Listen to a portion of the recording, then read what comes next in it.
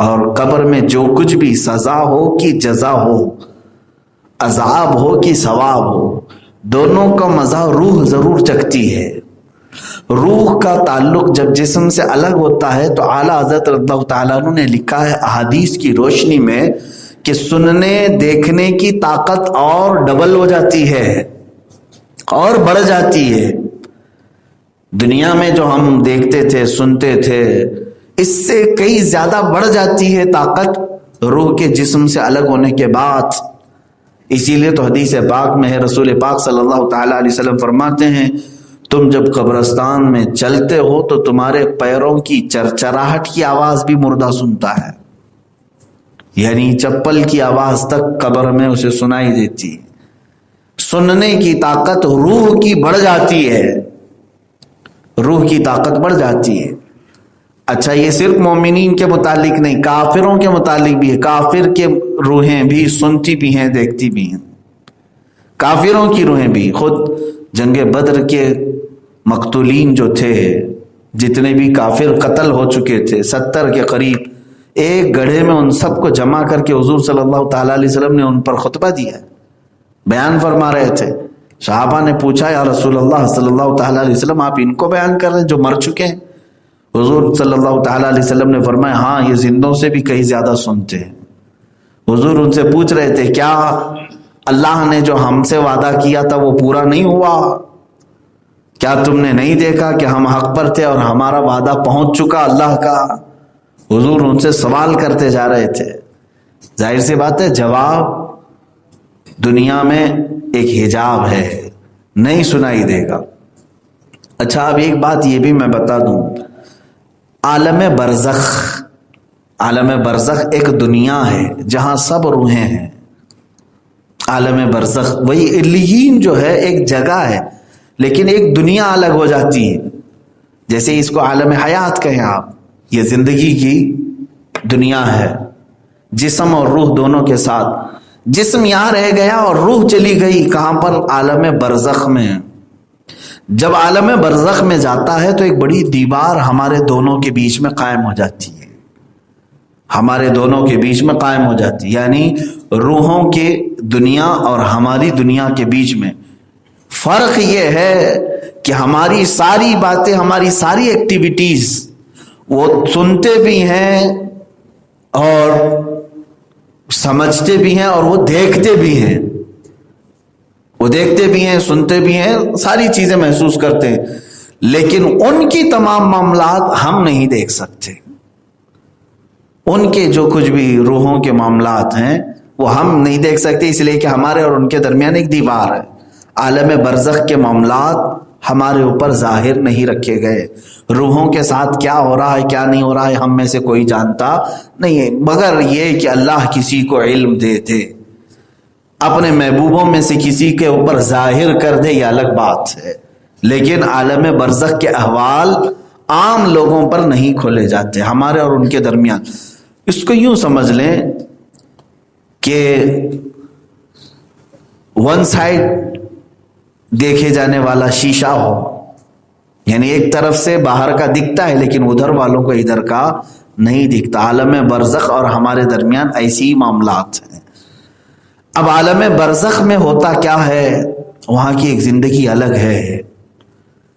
جیسے مومنین کی روحیں ہیں، انبیاء کی روحیں ہیں، شہیدوں کی روحیں ہیں، صدیقین کی روحیں ہیں، متقین کی روحیں ہیں، الگ الگ کیٹیگریز ہیں۔ کافروں کی روحیں الگ ہیں۔ تو جب یہ مقدس روحیں ہیں تو اس دنیا میں وہ کیا کیا کر رہے ہیں؟ تو فرمایا گیا کہ اس دنیا میں عالم برزخ میں ان کے ساتھ اس دنیا سے بھی اچھے معاملات ہو رہے ہوتے ہیں، یعنی ان کو رزق بھی دیا جاتا ہے۔ قرآن پاک میں ہے شہیدوں کو اللہ تعالیٰ روزانہ رزق دیتا ہے۔ وہ کون سا رزق ہے، کیسا رزق ہے، وہ اللہ بہتر جانے، کیونکہ جب دنیا ہی بدل گئی تو وہاں کا رزق کیا ہے وہ پتہ نہیں۔ جیسے یوں سمجھ لیں آپ اس دنیا میں آنے سے پہلے بھی زندہ تھے ماں کے پیٹ میں، لیکن ماں کے پیٹ میں بچہ کیا کر رہا ہے وہ ہمیں باہر والوں کو معلوم نہیں، کیونکہ وہ ایک الگ دنیا میں ہے، الگ دنیا میں ہے۔ اور بچہ جو ہے اندر ماں کے پیٹ میں رہ کر کے باہر کی چیزیں محسوس نہیں کرتا ہے. دونوں کے درمیان دیوار حائل ہے ماں کا پیٹ. وہ اندر والا باہر کی چیزیں نہیں جان رہا ہے, باہر والا اندر کی چیزیں نہیں جان رہا ہے. الگ الگ دنیا ہے. اور پھر یہاں آنے کے بعد ہم ساری چیزیں ایک دوسرے کو دیکھتے ہیں, لیکن عالم برزخ کی چیزیں ہم نہیں دیکھتے, عالم برزخ والے ہمیں دیکھ رہے ہوتے ہیں. اب آگے چلتے ہیں. علیین کے مقامات پر انبیاء ہیں, صحابہ ہیں, شہداء ہیں, صالحین ہیں, سب کی روحیں ہیں. اور کبھی وہ سبز پرندوں کی شکل میں جنت میں اڑ رہی ہوتی ہیں, اور کبھی زمزم کے کنویں پر, اور کبھی خانہ کعبہ کے ارد گرد, اور کبھی روضہ رسول کے پاس. مومنین کی روحیں قبض ہونے کے بعد. کافروں کی روحیں سجین میں ہیں, ساتویں زمین کے نیچے شیطانی لشکر کے ساتھ, لیکن وہ قید میں ہیں. اور ایک حدیث پاک میں ملتا ہے یمن میں ایک وادی ہے, ایک کنواں ہے جو سخت ترین بدبو والا پانی ہے. اس کنویں کے پاس کافروں کی روحیں ہوتی ہیں, اور بعض ان کے مرگھٹ پر ہی جہاں ان کو جلایا جاتا ہے, جہاں انہیں دفنایا جاتا ہے, وہیں ہوتی ہیں. تو ان کی روحیں اس طرح سے الگ الگ مقامات پر ہیں, لیکن قید میں ہیں, آزاد نہیں.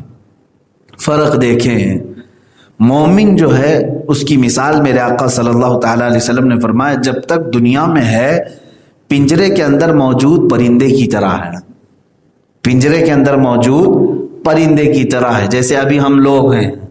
اور حضور صلی اللہ تعالیٰ علیہ وسلم فرماتے ہیں جس دن اس کی روح قبض کی جائے گی ایسے سمجھ لو جیسے پنجرہ کھول دیا گیا اور پرندے کو آزاد کر دیا گیا. اب مجھے بتاؤ, پرندہ پنجرے کے اندر زیادہ خوش ہوتا ہے کہ باہر زیادہ خوش ہوتا ہے؟ ظاہر سی بات ہے جس دن پنجرہ کھلا اب پرندے کی اڑان کہاں تک ہوتی ہے؟ وہ جہاں چاہے, جس وادی میں چاہے, جس پیڑ پہ چاہے بیٹھتا ہے. تو اسی کی مثال میرے آقا صلی اللہ علیہ وسلم نے مومنین کو دی.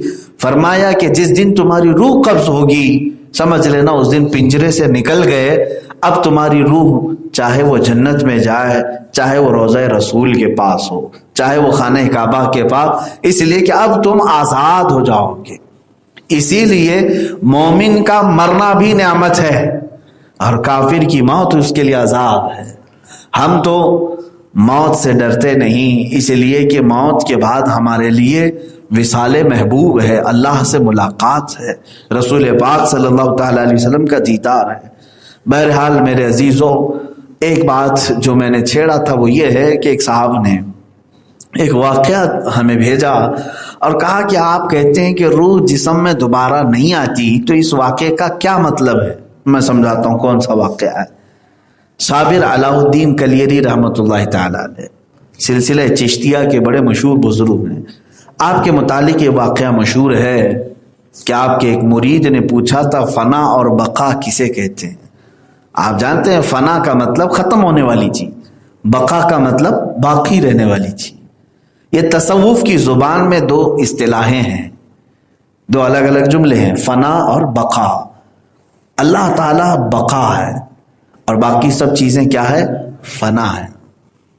اب اس بزرگ سے جب کسی نے پوچھا فنا اور بقا کیا ہے تو انہوں نے فرمایا تجھے جواب دیا جائے گا بعد میں. ان کے وصال کا وقت آیا, ان کی وفات کا وقت آیا. کس کا؟ حضرت صابر کلیری رحمۃ اللہ علیہ. تو آپ نے یہ فرمایا کہ مجھے غسل دینا, جنازے کی نماز کے لیے کوئی آگے نہ بڑھنا, کوئی ایک مسافر آئے گا اور وہی میرے جنازے کی نماز پڑھائے گا. آپ کی وصیت کے مطابق آپ کو غسل و کفن دے کر کے لوگ جنازے کو سامنے رکھے. ایک بڑی تعداد میں لوگ نماز کے لیے حاضر تھے. ایک جمع غفیر تھا. تو کافی دیر کے بعد ایک گھوڑ سوار آیا, اس کے چہرے پر نقاب پڑا ہوا تھا. وہ سیدھے سامنے آ کر کھڑا ہو گیا جنازے کے پاس اور لوگوں سے کہا کہ اپنی صفیں درست کر لو. لوگ اپنی اپنی صفیں درست کر لیے, اس لیے کہ اس کا رعب ایسا تھا کہ کوئی سوال ہی نہیں کر سکا. اور نماز قائم ہو گئی. جب جماعت ہو گئی تو جو صابر کلیری رحمۃ اللہ تعالیٰ علیہ کے جو مرید تھے, ان کے شاگرد تھے, وہ اس بات میں حیرت میں تھے کہ ہم اپنے پیر و مرشد کے نماز جنازہ کے متعلق کیا بیان کریں گے لوگوں سے کہ کس نے پڑھایا تھا. تو اس آئے ہوئے مسافر کو ان لوگوں نے پکڑ لیا اور کہا کہ آپ اپنا نام تو بتاتے جائیں. آپ کہاں سے آئے ہیں اور کون ہیں، آپ کا تعارف کیا ہے؟ تو اس مسافر نے اپنے چہرے سے نقاب ہٹایا تو حضرت صابر کلیری ہی تھے، صابر علاء الدین کلیری رحمۃ اللہ تعالی، وہ خود ہی تھے۔ تو وہ سکتے میں رہ گئے سوال کرنے والا، تو مسکرائے اور انہوں نے فرمایا تو نے پوچھا تھا فنا اور بقا کیا ہے؟ یہ جنازے میں جو ہے وہ فنا ہے اور نماز پڑھانے والا یہی بقا ہے۔ یہ کیا معاملہ تھا؟ اس کے بعد وہ غائب ہو گئے۔ اس واقعے کو آپ نے سنا بھی ہوگا اور اکثر جگہ سنایا بھی جاتا ہے۔ اس کو دلیل بناتے ہوئے کسی صاحب نے مجھے کہا کہ آپ کہتے ہیں روحیں نہیں آتی، تو یہ کیا تھا؟ میرے عزیز میں آپ کو بتاؤں، اسی لیے میں نے شروع سے اس ٹاپک پر کہا کہ مومنین کی روحوں کو اللہ نے بڑی آزادی عطا کی، بڑی آزادی عطا کی اور قوت عطا کی ہے۔ اب یقیناً جو انہوں نے کہا فنا اور بقا، جو جسم تھا وہ فانی ہے اور جو روح ہے وہ باقی ہے۔ یہاں پر اللہ تبارک و تعالیٰ نے ہر کسی کو یہ اختیار نہیں دیا کہ اس کی روح جو ہے واپس اسی شکل میں دنیا میں آ جائے، ہر کسی کو یہ اختیار نہیں دیا ہے کہ اس کی روح پھر کسی اور کے جسم کا تو ناممکن ہے، کیونکہ ہمارا عقیدہ ہی نہیں۔ ایک کی روح جب قبض ہو گئی تو وہ کسی اور کے جسم پہ نہیں آ سکتی، لیکن اسی جسم کی شکل میں آنا یہ اولیاء کاملین کے لیے ممکن ہے۔